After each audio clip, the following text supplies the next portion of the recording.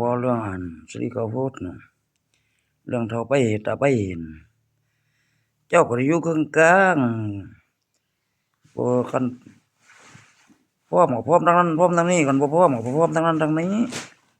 อันนั้นประชาชนเขาอยากได้เงินบางเทื่อไปบางครั้งก็เห็นเต็มอยู่ห้วยมะเฟืองก็ยังมีอะนะเขาจะท่าเอาเงินนั่นโอ้เขายังบ่มีเงินบางเทื่อ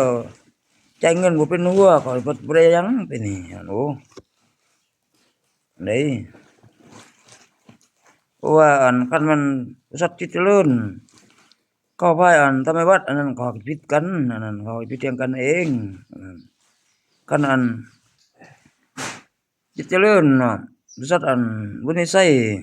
เขาลงกันอันนั้นเขาลงกันต่างหากอันนั้นเลยเขาลงกันจะได้อันจะได้ลักษณะ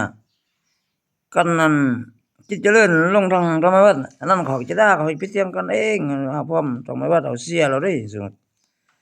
อันโอ้เรื่องกันกับพนันเอาเงินคือถ้าบุญไม่ใช่คืออันจิตเจริญนั่น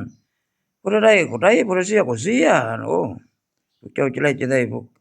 ก็พวกเจ้าร่วมกันเองอันนั้นมันบ่แม่นขึ้นกับเฮาได้คันพวกของเฮาคือพันธมิตรนั่นไปตั้ง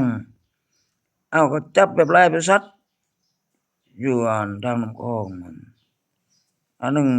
บริษัทชั่วจิตเจริญต่อบุญไม่ใช่ซื่อๆดิอันนั้นโอ้ต่อไปก็แปลว่ากลางๆแหละเจ้าอันว่าอยู่นำบ้านเฮานี่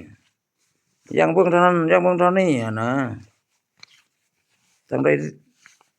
สิเอาทางใดบ่ได้เอาทางหรือว่าบ่พร้อมทางนั้นบ่พร้อมทางนี้หรือว่าพร้อมทางนั้นพร้อมทางนี้มันก็อยู่นำเจ้าจังซั่นประชาชนบ่ได้เขาสิเจ็บใจก็สิบ่แม่นเฮาแท้เนาะเฮาผู้เดียวจะแก้ไขปัญหาพวกเจ้าลองอันนั้นคันพวกเจ้าสิจ่ายซื้อข้าวโพดเขาจ่ายน้อยเพราะว่าเอาเงินให้เขาจ่ายชั่วคราวพัดเขาอยากได้แนวเขาอยากได้พัดไปเอามันสิบ่ได้อันเนาะ